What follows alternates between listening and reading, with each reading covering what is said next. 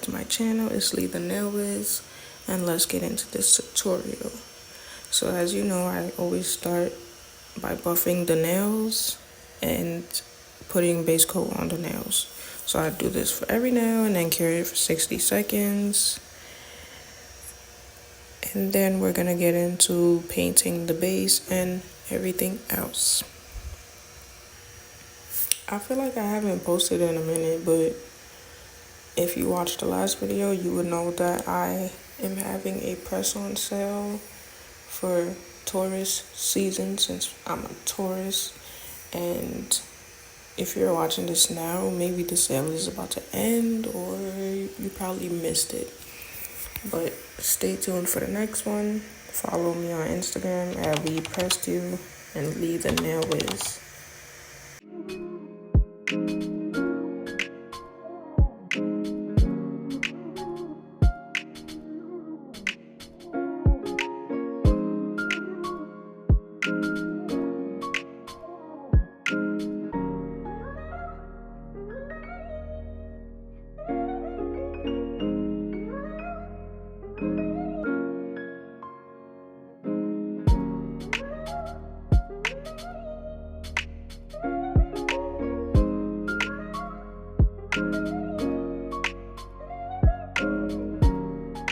So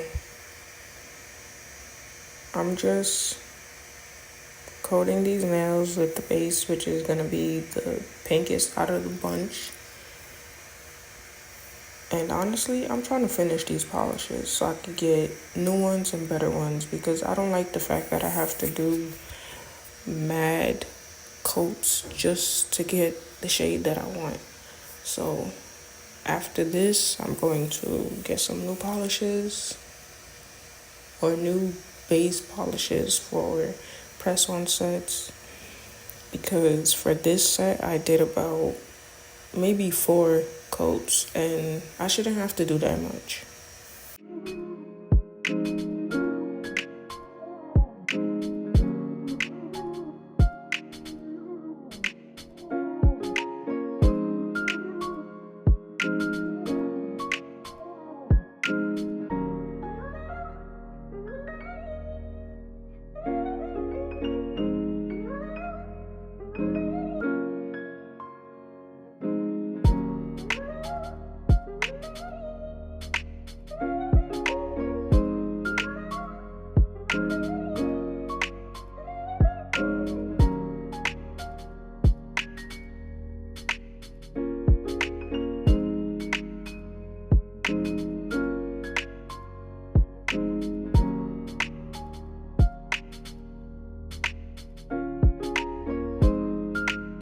So after doing all those coats just to get the nails to look like this, I started with the white French nails.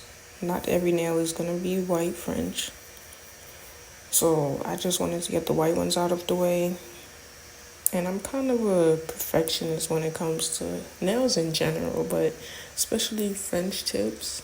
Like, I want all of them to look the same, so you're gonna see me line up 2 nails to try and make sure that they have the same type of smile line. So I basically do that for all the nails, and I don't generally cure it directly after I paint it, because this white polish that I have, it leaves streaks. So I kind of let the nails sit for a few seconds and then cure it so that the polish can settle and level out.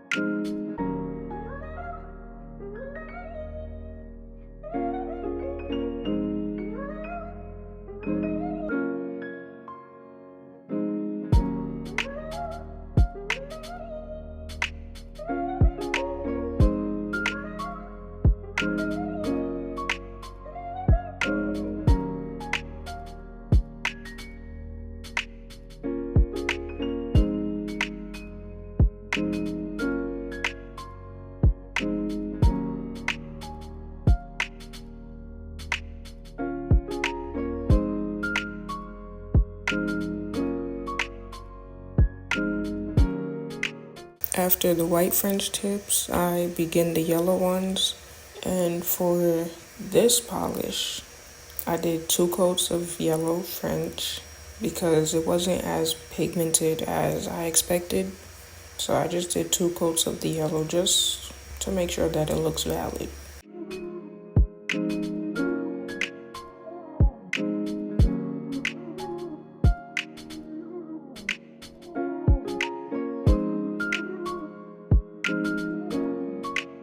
After all the French, we're going to move on to the ombre, and at this point, it was kind of like a trial and error. Even though I did this method before, it wasn't coming out how I expected it to on the first try. So I had to wipe off that first nail and do it over because I didn't like it.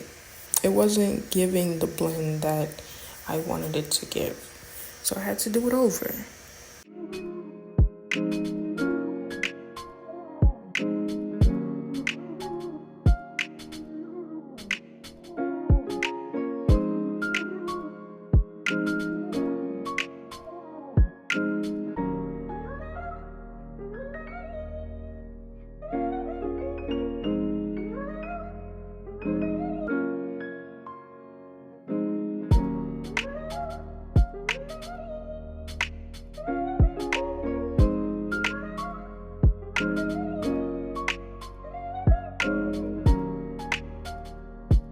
So I ended up liking that first try, so I went and cured that, and you're gonna want to cure it in between every dab, basically. So I think it's around here, as you can see, like I'm patting the nail, and it's like the sponge is lifting the polish off of it. So I'm like, what is going on right now? So I just cured that, and I'm like, okay, I'm gonna fix it.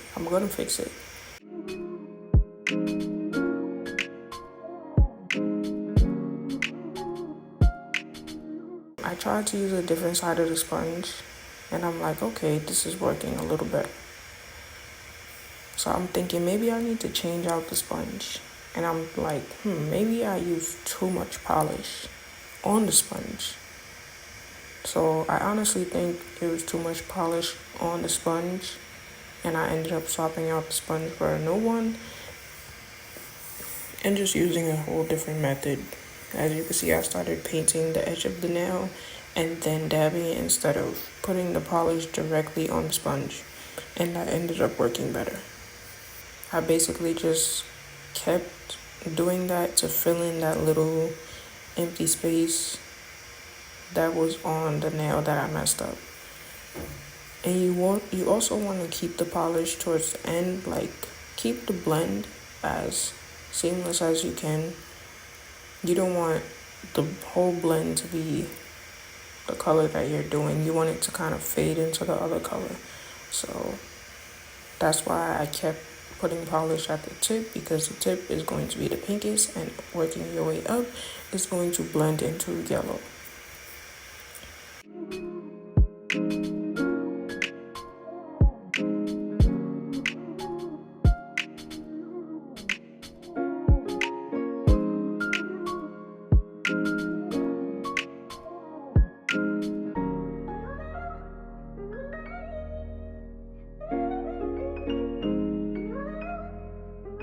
This is the inspo that we're going to be referring this set to, and this is the placement of what the client wanted on each nail. So this set is kind of similar to the inspo, but it's not exactly the same as the inspo. I did add a little twist into it, and the client also wanted to incorporate a few different things, so I just did some things a little different.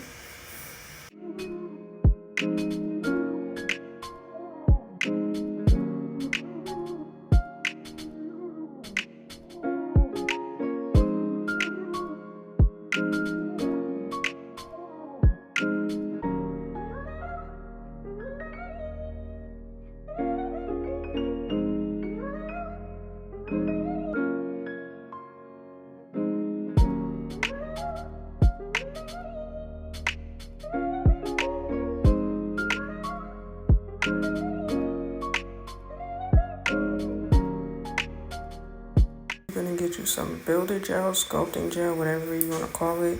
4 balls for one nail, and just kind of make sure that the balls are even sizes. And then you're going to use your tools to kind of shape them out. And you do have to hold down the nail because it might pop off, and you don't want lint and dirt getting in the nail if it falls. So I held it down, and as you can see, I'm just flattening out the gel and then sharpening up the edges to make it look more like a flower. And to make it look more of a flower, I don't know if you noticed, but I'm just pulling out the sides a little more and kind of flaring up the left and the right.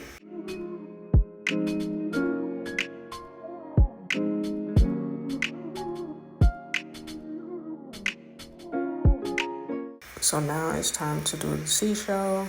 Just going to need a decent size circle. Place it on a nail and you're gonna flatten it down like how I'm doing now.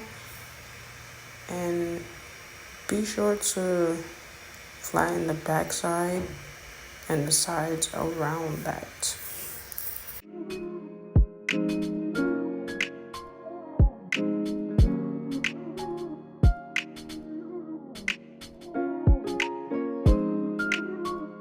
Once you do that, you indent around the edges of the seashell and you kind of flatten and pull it towards you gently, just so that you're emphasizing the hump in the seashell.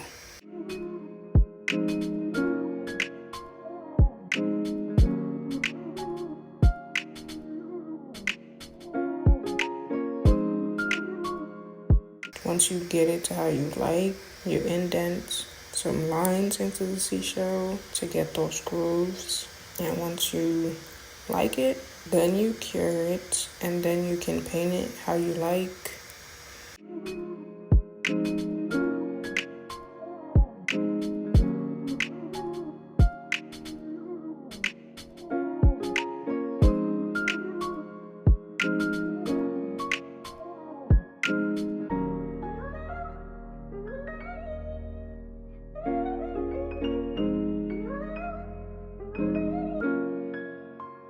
And for this set, I just painted it white and then added some yellow streaks.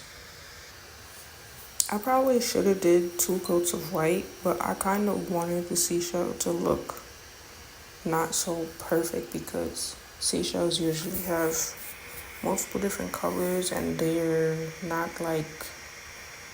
not always one specific pattern. They're always different.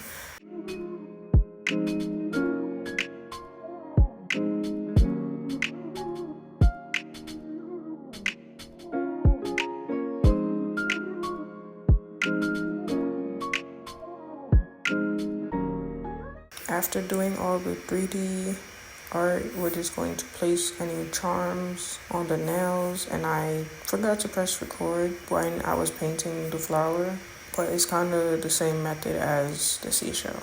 These are the nails before I top coated them.